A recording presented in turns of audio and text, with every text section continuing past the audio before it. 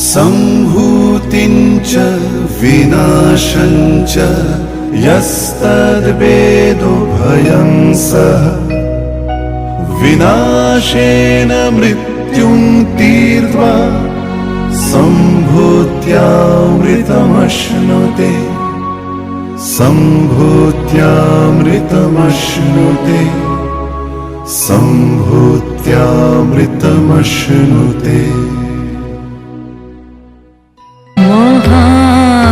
महावेशे महाकाशे महाकालो माझे आमी मानव की लागी एकाकी भ्रमी विषये।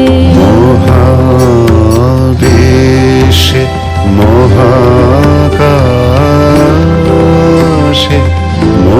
महाकालो माझे आमी मानव की लागी एकाकी भ्रमी विषये।